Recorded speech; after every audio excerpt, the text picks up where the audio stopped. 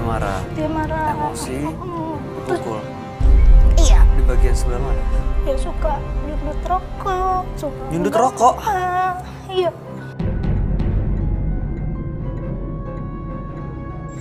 Kalau misalkan lagi marah, lagi cemburu, misalkan dia kan juga suka kan pisau, kalau ada pisau dekat dia suka dilayangin juga. Ini kalau udah seperti ini udah nggak sehat ya Mbak ya.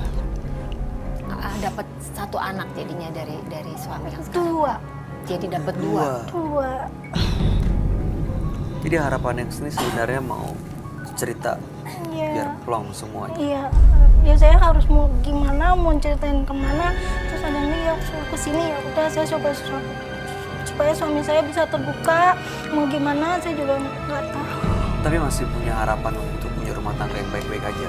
Kayaknya sih udah enggak, saya udah nggak tahan. Mbak Sri, kita akan dengerin bagaimana tanggapan sahabat kami ya mengenai permasalahan ini. Kami akan ajak Anda langsung bertemu dengan sahabat kami seorang indigo.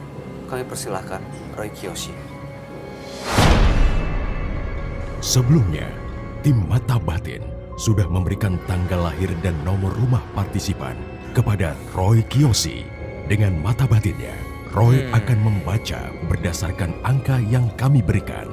Asri, dengan tanggal lahir 21 Agustus 1989 dan mendiami nomor rumah 29. Sosok wanita pekerja keras dan mudah terpengaruh orang lain. Masa lalu yang pahit hingga membuat ia menyesal sampai sekarang. Saya merasakan tidak adanya kebahagiaan dari diri Asri. Entah mengapa, di sini saya melihat adanya ketidakberdayaan pada dirinya sehingga ia selalu dikelilingi penyesalan. Dan menurut mata batin saya melihat adanya tindakan kekerasan dalam keluarga.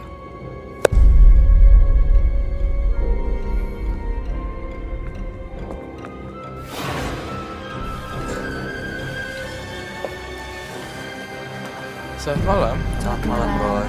Selamat malam dan selamat silakan duduk buat Mbak. Saya merasakan aura kesedihan di sini dan aura negatif sekali ya. Oh iya, saya minta tolong Mbak Minanti untuk ke situ dan membacakan nama, tanggal lahir, tahun dan nomor rumah di dekat situ supaya dia mengapa dilakukan seperti ini. Saya ingin mencoba melihat apakah ada sesuatu respon. Kamu diam aja di situ. Di sini? Iya. Yang paling bawah nomor rumahnya Mbak. Iya. Namanya Asri. Lahir pada tanggal 21 bulan 8 1989. Betul Mbak? Iya. Nomor rumahnya 29. Oke, baik. Asri tidak merasakan apa-apa ketika Mbak Minati bacain. Merasakan ketenangan. Merasakan ketenangan. Maaf, saya mau nanya. Dari tadi kan Mbak Asri bilang, tapi dia bilang ke ibu nggak tahu. Ayah gimana? Ayah udah nggak ada. Kalau ibu tahu kira-kira gimana? Saya belum cerita apa-apa mas. Aduh, apa jadinya jika ibu kandungnya datang kemari ya?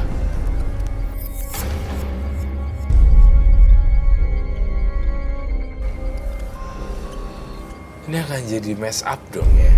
Akan jadi kacau balau kan? Saya sih emang nggak suka nyuruh orang cerai. Saya sukanya orang rukun. Iya. Tapi saya lihat di kepala saya ya, di mata batin saya, di pelipis kamu di sini dipukul gitu. Iya kan? Jujur. Iya, suka hidung saya juga dipukul. Tuh. Lalu pertanyaan saya, apalagi yang harus dipertahankan ya? Dan kasihan juga kalau anak-anak sampai melihat ibunya dipukulin sama ayahnya. Iya loh, kasihan mukanya hancur. Anak-anak saya sih udah ngelihat, tapi karena Udah pernah ngelihat? Pernah Waduh, ngelihat. trauma loh. Trauma Bisa ya. trauma. Trauma. Anak saya juga pernah trauma kalau anak bapaknya suka ngedeketin saya nggak boleh gitu, jadi nggak boleh ya. Tapi kenapa nggak dilaporin sih ke yang paling deket deh, ke RT kalau nggak ke kepolisian ya? Gak tahu, kalau kata orang bodohnya saya itu nggak pernah ngelaporin apa-apa pun, nggak pernah ngadu sama orang tua. Tapi Nah itu anak-anak dia, kenapa nggak ngasih tahu ke ibu? nggak tahu. Saya juga nggak punya pikiran ke situ. Ya, tapi anak-anak itu udah jadi saksi semua. Tapi sebagai ibu merasa berhak untuk tahu nggak sih anaknya, walaupun udah berumah tangga ya. Biasanya orang udah berumah tangga kan ya tanggung jawab sepenuhnya dipegang oleh anak. Kalau saya melihatnya Mbak Asri ini sebetulnya orangnya sangat kuat. Harusnya Mbak Asri dalam hal ini bisa bisa mengarahkan pikirannya apa sih yang harus dilakukan gitu loh. Dengan cara Mbak Asri diam itu bahkan bukan hanya mencelakai Mbak Asri sendiri tapi juga anak-anak. Masa depan anak-anak adalah di tangan Mbak Asri. Kalau Mbak Asri seperti ini, anak-anak ikut hancur. Jadi kalau menurut saya alangkah baiknya Mbak Asri bertindak. Ya seperti tadi dilaporkan ke RT RW kemudian dan selanjutnya supaya bukan hanya Mbak Asri yang selamat tapi anak-anak juga. Kemudian saya yakin seyakin-yakinnya ibunya pun kalau tahu sama sekali tidak akan setuju bahwa anaknya dan cucunya melihat kejadian itu dan itu trauma seumur hidup. Ibunya pun tidak rela anaknya disiksa.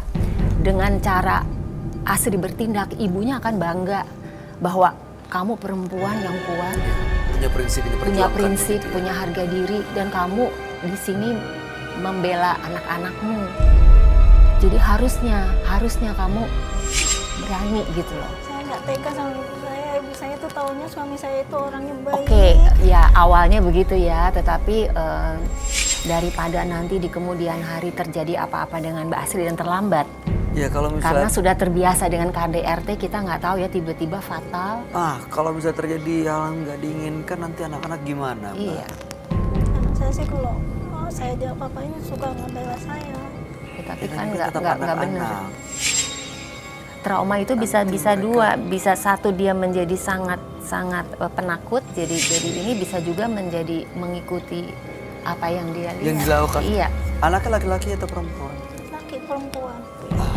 Ada laki-laki. Jadi dia lagi. lihat kan, akan kerekam kan sama si Iya. anak itu. Harusnya Mbak Asri lebih harus menunjukkan mana yang benar dan mana yang tidak benar. Iya benar. Itu yang saya nggak bisa, itu yang saya nggak sanggup mau kemana. Itu pihak ketiga mungkin yang bisa mediasi. Kamu kalau melihat Mbak Asri, dia emang karena ketakutan, karena terancam, yang dirasain dari auranya Mbak Asri, seperti apa kondisinya sampai dia memendam semuanya sendiri? Saya merasakan ketakutan yang sangat gede banget. Trauma gede banget juga dirasain. Gamparan itu masih berasa nyut kuping. Kamu tahu kuping kan? Nyut. Jadi Pukul ya? masih berasa. Yang Bayu tanyakan, ini saya rasakan energi beliau tuh takut karena terancam kalau aku lepasin dia bakalan makin gini-giniin gaya. Banyak hal yang dia pikirin Mbak Asrinya, ketakutan sendiri. Dia akan semakin jahat kayak aku lepas gimana dan banyak hal. Jadi berkecamuk. Berkecamuk sepertinya. Kita sih memang gampang. Aku memang gampang ngomong. Udah apalagi sih yang dipertahanin. Tapi di dalam situ ternyata rumit.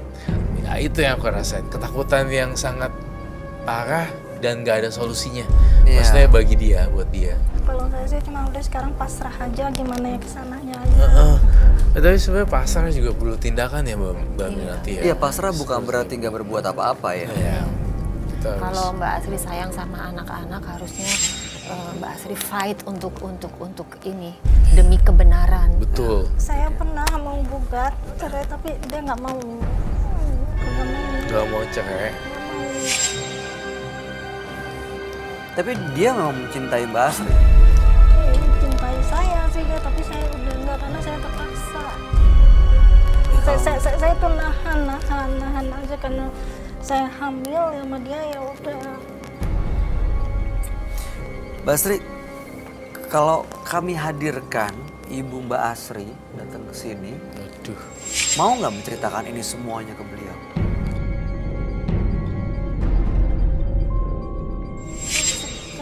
pelan-pelannya mas ceritainnya ibu saya tuh punya penyakit asma. Sesak nafas. Itu yang aku bilang ya. Jantung bisa ke situ. Iya, Sesak nafas. itu mungkin itu juga yang aku rasain tadi. Bagaimana ya, benar juga Asri ini menyembunyikan ini ke ibunya, jangan-jangan ibunya ada sakit yang tidak Dia diketahui. khawatir itu juga ya. Iya, makanya dia khawatir pendam. itu juga. Mari kita tanya dulu ke Mbak Asrinya sebenarnya dia mau nggak untuk menceritakan ini semua dan kita nggak tahu juga kondisi ibu seperti apa. Iya. Aduh, Kalau ini dengar nanti cerita kita seperti itu. kita Karena Mbak bertiga. Asri kalau memang sudah nggak kuat, apalagi yang mesti disembunyikan. Iya. Tapi nanti cara penyampaiannya ya kita bertiga kita akan memperhalus. Yang tadi adegan kamu ditampar, ya pelipis bagian sampai ditendang perutnya itu, mungkin kita tidak akan bicarakan pada ibu kamu ya. Kamu ditendang kan perutnya pas pada saat haid kan, Aduh, ya kan? Pas lagi itu pernah hamil juga pernah didorong. Pas lagi hamil pun pernah didorong. ya kalau gitu langsung saja kita minta tim FD untuk hadirkan ibunya Mbak Asri datang ke sini. Kita ajak bicara baik-baik ya. Intinya kan kita mau cari solusi supaya ibu tahu permasalahannya meskipun nggak tahu detailnya. Jadi ya paling nggak sedikit demi sedikit bebannya bisa berkurang sehingga Mbak Asri juga bisa berpikir dengan jernih apa sih tindakan yang harus diambil karena yang paling penting adalah masa depan termasuk anak-anak. Jangan sampai Mbak Asri ya diam aja pasrah ya jadi korban dipukulin ini itu bertahan cuma karena anak-anak yang justru sebenarnya malah berakibat buruk bagi perkembangan anak-anak dan buat Mbak Asri sendiri. Ya kan karena kalau dilihat umurnya tahun 89 berarti 30 tahun.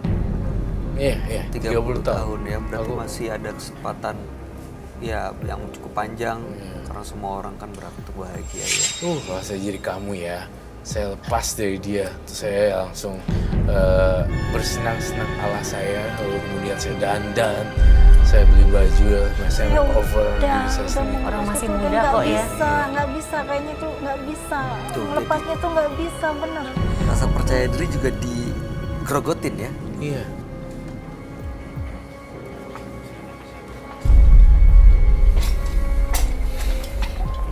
Saya deg-degan. Nah, saya juga. Kamu deg-degan Masuk juga? dari mana ngomongnya? I don't know how to start. Makasih. Kamu kenapa? Selamat malam Ibu. Selamat malam. Selamat malam, Bu. Malam. Ibu bener ini anaknya ya? Iya, ini anak saya.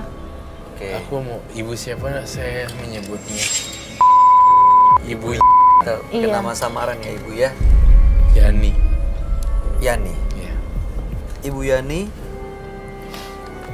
Gimana kabar cucu-cucunya Bu? Dari Mbak Asri. Alhamdulillah sehat.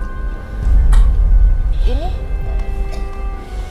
Asri kenapa? Aku Ibu Yani, nggak apa-apa Mbak Asri nggak apa justru Mbak Asri datang ke sini ingin menceritakan sesuatu sebenarnya yang selama ini dipendam, yang mungkin ibu belum tahu. Tapi ibu jangan panik dulu, ibu tenang dulu. Intinya dengan datang ke sini, ini harapannya kita bisa dapat solusi dan yang selama ini dipendam, yang selama ini jadi beban Mbak Asri, justru bisa kita semua bantu untuk kita ringankan bebannya ya. Tapi ibu tenang aja, ibu nggak usah panik ya. Emang kamu ada beban apa? Ada masalah apa? Udah baik-baik aja kok. Iya, sabar pelan-pelan. Iya, Kalau ya, anak saya baik-baik aja. iya. Yani sabar. Ibu, suaminya Mbak Asri gimana kabarnya? Baik, suami yang baik, Oh, yang sayang sama istri. Saya juga senang sama menantu saya. oke. Selama ini emang ibu melihatnya sebagai suami yang seperti apa atau bapak seperti apa buat cucu-cucu Yang ibu? saya lihat dia suami yang ideal, sayang sama anak saya, sayang sama cucu saya. Waktu Mbak Asri menikah dengan suaminya, dengan menantu ibu, itu memang ada kejadian hamil lebih dulu ya, waktu itu. Betul begitu ya Bu ya. Mohon maaf sekali kalau pertanyaan saya terasa lancang. Gitulah Mas.